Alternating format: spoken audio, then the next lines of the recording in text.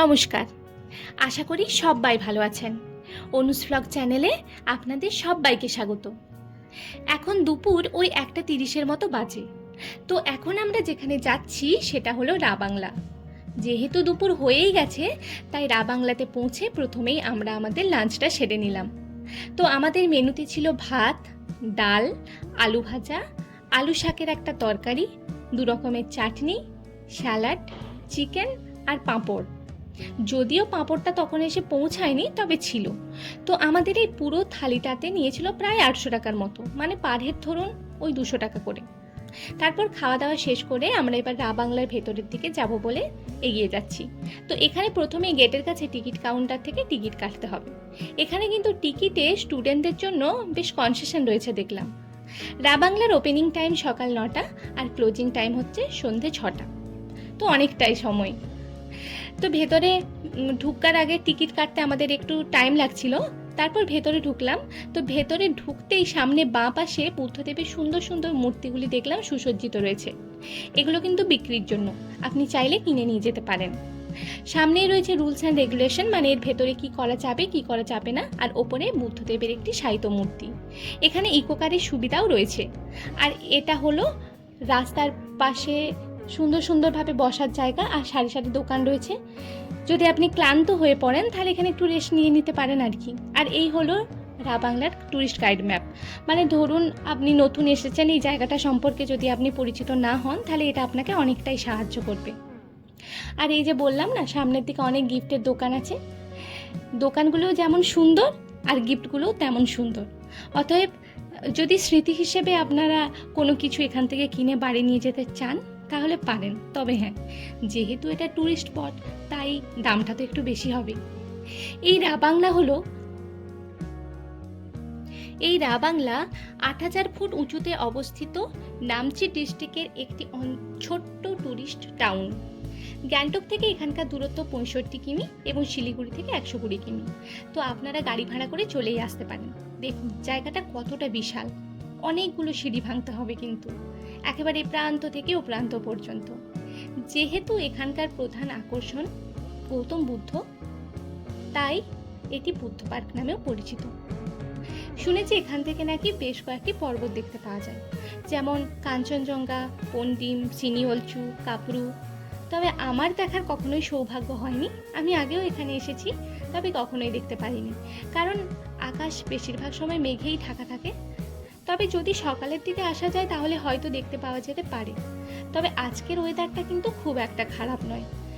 মেঘলা ছিল প্রথমে, তারপর দেখলাম বেশ সুন্দর রোদ উঠেছে, ভালো লাগছে। নিজেকে ভাগ্যবান মনে হচ্ছে আর কি, পাহাড়ে রোদ তো তাই আর কি। রাস্তার দুধারে সুসজ্জিত গাছ আর রয়েছে বুদ্ধদেবের বিভিন্ন বাণী। তো হাঁটতে হাঁটতে হঠাৎ করে চোখে পড়লো বাঁদিকে একটা শিব মন্দির রয়েছে। তো ভাবলাম যখন ভগবানের দর্শন পাওয়াই গেল, একবার ঘুরে আসা যাক আর কি। তো আমরা এখন শিব মন্দিরের দিকে এগিয়ে চলেছি। তো আমি এখানে একটা জিনিস লক্ষ্য করলাম যে এখানে সমস্ত ট্যুরিস্ট স্পটেই প্রায় মোটামুটি শিব মন্দির, একটা ছোট শিবলিঙ্গ থেকেই থাকে, কিন্তু আর তেমন কোনো দেবদেবীর মন্দির আমার চোখে পড়েনি। কি জানি কি কারণে। তবে যাই হোক, আমরা এখানে মহাদেবকে প্রণাম করলাম। প্রণাম করে আমরা আবার আমাদের বুদ্ধদেবের দিকে এগিয়ে যাচ্ছিলাম আর কি। তো যেতে যেতে নজরে পড়লো যে এখানে সাপ নিয়ে সচেতনতার কথা বলা হয়েছে। যেহেতু এই বর্ষার শেষ, মানে বর্ষা গেছে, আর বর্ষাকাল মানেই তো সাপের উপদ্রবের শেষ নেই, সেই জন্য আর কি আগের থেকে হয়তো সাবধান করে নিয়েছে, কারণ এখানে প্রচুর গাছপালা রয়েছে। তবে ওনারা কিন্তু জায়গাটাকে খুবই পরিষ্কার পরিচ্ছন্ন রেখেছেন এবং সুন্দরভাবে মেনটেন করেছেন, খুব পরিষ্কার। আর এই যে দেখুন ফোয়ারাটা, এটা কিন্তু এখানের আর একটা আকর্ষণ। এই ফোয়ারার ওপর আজকে সূর্যের আলো প্রতিফলিত হয়ে কি সুন্দর রামধনু সৃষ্টি হয়েছে, মানে অপূর্ব লাগছিল দেখতে। কিন্তু আসলে এইসব দৃশ্য তো সবসময় দেখতে পাওয়া যায় না, তাই যখন দেখতে পাওয়া যায় না মনটা পুরো ভালো হয়ে যায়। আমি তো এখানে অনেকক্ষণ দাঁড়িয়েছিলাম এই ফোয়ারার ওপরে, মানে ফোয়ারার জলটা এতটাই উঁচুতে উঠছে, মানে যখন পড়ছে না আপনাকে পুরো ভিজিয়ে দেবে সামনে দাঁড়িয়ে থাকলে। তবে বেশ ভালো লাগছিল। শীতে শুনেছি এখানে কখনো কখনো নাকি স্নোফলও হয়ে থাকে। যদি আপনি এপ্রিল মে বা ওই অক্টোবর মাসের দিকে এসে থাকেন তাহলে এখানে সুন্দর সুন্দর ফুল দেখতে পাবেন, যেমন অর্কিড, রডোডেনড্রন, এইসব। রাবাংলাতে নাকি প্রচুর পাখি দেখতে পাওয়া যায়, হিমালয়ান সমস্ত পাখিরা এখানে আসে, বিভিন্ন ধরনের পাখি। যাই হোক, সিঁড়িতে উঠতে উঠতে না হাঁপিয়েই গেছিলাম। যাই হোক, কষ্ট করে এসে পৌঁছেই গেছি 130 ফুট উঁচু গৌতম বুদ্ধের কাছে। আর এই যে সেই জলপূর্ণ বাটির মতো, আগেই বলেছিলাম এর রহস্য আমি জানি না, তবে এইটা হলো প্রবেশদ্বার। এখানে পরে ঢুকবো, আগে চলুন চারপাশটা ঘুরে নিই। এখানকার কারুকার্য তো আপনাদের আগেই জানা, আমি অনেক বলেছি, কারণ এখানকার কারুকার্যের একটা আলাদা ব্যাপার আছে, হ্যাঁ না? এত পুরনো, এত সুন্দরভাবে খোদাই করা কারুকার্য, শিল্পীর যে নিপুণতা সেটা খুব সুন্দরভাবে প্রকাশ পেয়েছে। এই জলের ওপর না ওপরের প্রতিচ্ছবিটা বেশ সুন্দর লাগছিল দেখতে। কিন্তু চারপাশটা ঘুরে নিই চলুন। ঘুরতে ঘুরতে কয়েকটা কথা বলি। জুলাই থেকে সেপ্টেম্বর মানে বর্ষাকাল, তখন এখানে তাপমাত্রা থাকে 17 ডিগ্রি থেকে 12 ডিগ্রির মধ্যে।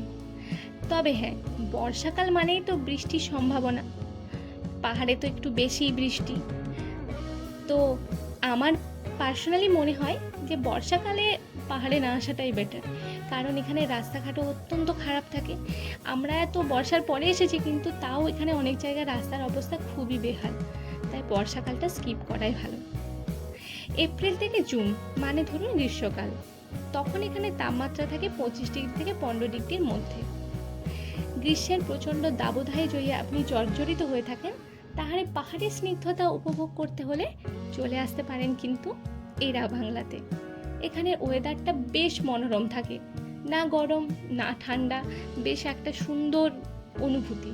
আর সেই সময় তো আকাশ পরিষ্কারও থাকে, সেই জন্য চারিদিকের মনোরম দৃশ্য আপনি দেখতে পাবেন, আর মানে গ্রীষ্মের হাত থেকে মুক্তিও পাবেন আর কি। অক্টোবর থেকে মার্চ পর্যন্ত মানে শীতকাল, এখানে তাপমাত্রা 3 ডিগ্রি থেকে 10 ডিগ্রি সেলসিয়াস, প্রচণ্ড ঠান্ডা, আর মাঝে মাঝে নাকি স্নোফলও হয়ে থাকে, আর প্রচণ্ড বাতাস বয় তখন। তবে হ্যাঁ, যারা শীত ভালোবাসেন, শীতের বিটারনেস ভালোবাসেন, আর মনে করেন পাহাড় আর শীত থাকবে না এটা হতে পারে, তাদের কিন্তু অবশ্যই আসতে হবে শীতকালে। তবে হ্যাঁ, ঠিকঠাক শীতের জামা কাপড় নিয়ে আসবেন কিন্তু। তো মানে আপনি এখানে আসলে কিন্তু ঠকবেন না, ভালো লাগবে, ঘুরবেন দেখবেন। এবার আমরা যেদিকে এগিয়ে চলেছি সেটা হলো মিউজিয়াম। তবে হ্যাঁ, এটা মিউজিয়াম নয়, মিউজিয়ামের ছাদ। এত বড় ছাদ না, সেই জন্য ভাবলাম আগে ছাদটা ঘুরে নিই, তারপর নিচটায় যাব। তো এই ছাদ থেকে আপনি চারপাশটাকে দেখতে পাবেন, সুন্দর আকাশ, পাহাড়, মেঘ, তারপর ছোট্ট শহরটাকে, গাছপালা সব মিলেমিশে একাকার হয়ে গেছে। এরপর আমরা ওই গৌতম বুদ্ধের স্ট্যাচুর নিচে যে মন্দিরটা, তার ভেতরে ঢুকলাম। তো এখানে মাঝখানে গৌতম বুদ্ধের একটা মূর্তি রয়েছে, আর চারপাশে রয়েছে তার ধর্মপ্রচারকদের বিভিন্ন কর্মকাণ্ডের সাক্ষ্য। তারা যা সমস্ত ভালো ভালো কাজ করেছেন সেই স্মৃতি সুন্দরভাবে বাঁধিয়ে এখানে রাখা হয়েছে। তারপর উপরের দেওয়ালে দেখুন নানা রকম ধর্মীয় পেন্টিং রয়েছে। এইসব দেখার পর আমরা চলে গেলাম ফটো গ্যালারি, মিউজিয়াম, লাইব্রেরি, যার ছাদে উঠেছিলাম তার নিচটাতে আর কি। তো এখানে ভেতরে ঢুকিনি, সব জায়গায় ফোন অ্যালাউ নেই, তাই যতটা পারলাম শেয়ার করলাম। তাহলে আজ ভিডিও এই পর্যন্তই, আবার দেখা হবে পরের একটি ভিডিওতে। Till then, be happy and stay safe. আমার সাথে থাকুন। ভিডিও ভালো লেগে থাকলে please like, comment and share. নতুন নতুন ভিডিও পেতে আমার ইউটিউব চ্যানেল অনুস ভ্লগ সাবস্ক্রাইব করে দিন। টাটা।